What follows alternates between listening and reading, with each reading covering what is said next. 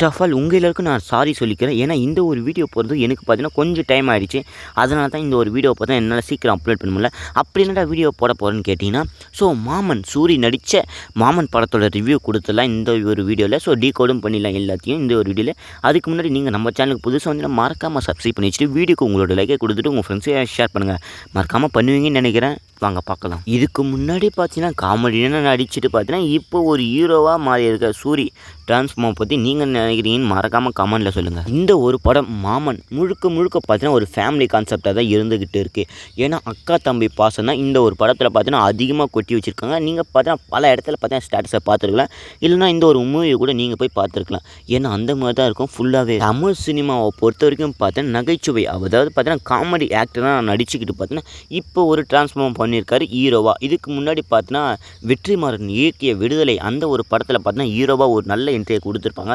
So அந்த ஒரு படம் எப்படி போயிருக்குன்னு உங்களுக்கே தெரியும், நல்லாவே இருந்தது. ஸோ ரொம்ப சூப்பராக இருந்ததுன்னு தான் சொல்லணும் அந்த ஒரு விடுதலை படம். யாரெல்லாம் அந்த ஒரு படத்தை பார்த்துருக்கீங்க இல்லைன்னு மறக்காமல் கமெண்டில் சொல்லுங்கள். ஏன்னா அந்த படத்தோட ஒரு வீடியோ கூட நம்ம சேனலில் போட்டிருக்கோம். ஸோ மறக்காமல் போய் பாருங்கள். ரேட்டிங் முதற்கொண்டு எல்லாத்தையும் பார்த்தீங்கன்னா அந்த ஒரு வீடியோவில் நான் போட்டிருப்பேன்.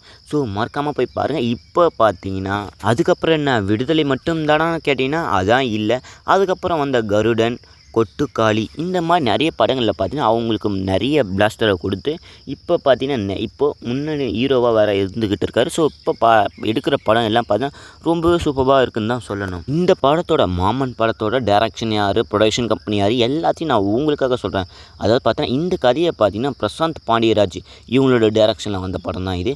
ஸோ அதுக்கப்புறம் என்ன திரைக்கதை அமைப்பு எல்லாமே பார்த்தீங்கன்னா சூரி, ஐஸ்வர்யா லட்சுமி ஸோ இவங்கெல்லாம் பண்ணியிருக்காங்க. அதுக்கப்புறம் என்ன பாபா பாஸ்கர், ராஜ்கிரண், ரப்பர் பந்தில் நடித்த அந்த புகழ் சுவாசிகா இவங்க பார்த்தீங்கன்னா முக்கியமான கேரக்டர் ரோல் பண்ண போகிறதா சொல்லியிருக்காங்க. இந்த ஒரு மூவிலையும் பண்ணியிருக்கதான் சொல்லப்படுது. கருடன் படம் இவங்கள யார் ப்ரொடக்ஷன் பண்ணியிருந்தாங்கன்னா ஸோ லார்க் ஸ்டூடியோஸ் குமார் இவங்க பார்த்தீங்கன்னா இந்த ஒரு படத்தை பார்த்தீங்கன்னா ப்ரொடக்ஷன் கொடுத்துருப்பாங்க. ஸோ ரொம்பவும் நல்லாயிருக்கும், பார்க்காதவங்களாம் போய் பார்க்குறாங்க.